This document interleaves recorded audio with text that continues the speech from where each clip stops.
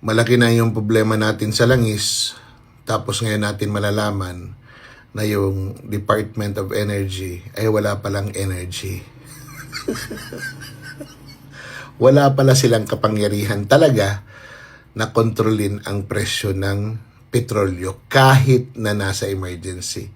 So walang nakapredict niyan, walang mambabatas na nakialam niyan, walang mambabatas na nagpasa ng batas patungkol sa in situations wherein there is an emergency kung ano ang pwedeng gawin ng DOE para makontrol ang presyo ng langis, ng petrolyo dito sa Pilipinas.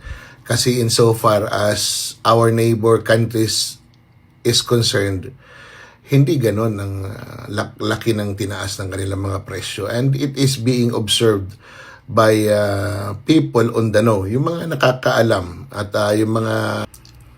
yung mga nagmo-monitor palagi ng news na talagang hindi naman ganon kalaki ang itinaas ng mga presyo ng langis sa ibang bansa na malapit sa atin. At ang kanilang reserve ay medyo malalim kaysa sa atin. So, ngayon lang natin nalaman na ang Department of Energy ay taga-monitor lang.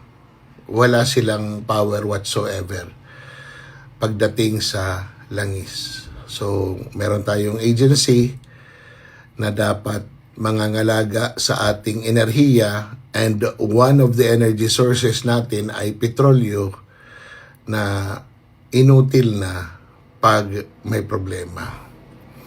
Yun lang. Yun lang kasi nung nanonood ako sa Senado, kahit anong tanong, ganun lang ang sagot. Wala silang kapangyarihan. Agoy. Mabuti pa si Darna, may bato. Ay! Sayang ang bayot. Ganito kagago mag-isip yung taong ito. Tingnan nyo. May krisis pero Duterte's pa rin ang inaatupag.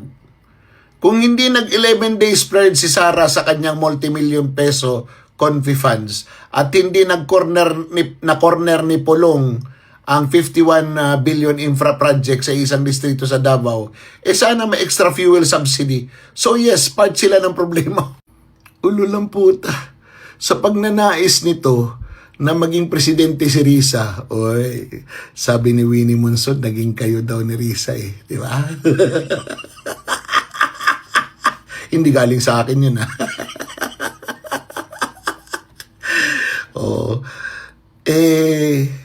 kung ano-ano na yung sinasabi mo sa mga Duterte. May tanong ako sa'yo, sir.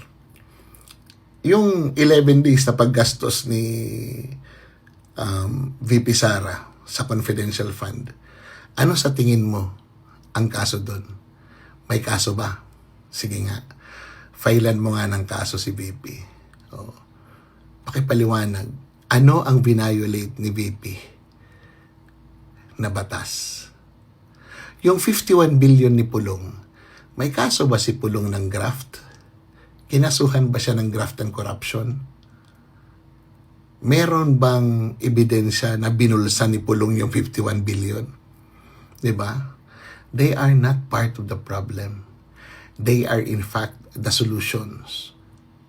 And you are the problem because you are insisting na makabalik ang mga dilaw sa pagiging Pangulo. Bulok din naman ang sistema ninyo Di ba? Naaalala ko yung kay Bitanggol. Naaalala ko yung Dalian Trains. Malakihan din ang nakawan nung panahon ninyo. Hanggang ngayon, yung Dalian Trains hindi magamit-gamit ang MRT3 dahil bumili ang administrasyon ni Pinoy ng mga train na hindi nakasukat sa release ng MRT3.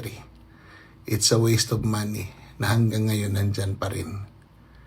Diba? And by the way, anong kinaso sa'yo doon sa mga AK-47 na nakita sa sakyan mo na bumaliktad dyan sa Commonwealth?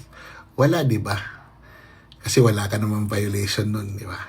Nawala na nga lang yung kwento. Pero wag masyadong magmalinis. Sa totoo lang, you are the problem. Why? because you are trying to shape the opinion of the public to your favor, which is really, really very inconsistent with the reality. Wala na sa realidad, sir. Why? Because the reality is that the only hope that we have is a Sara Duterte presidency. Period. Sayang ang mayot!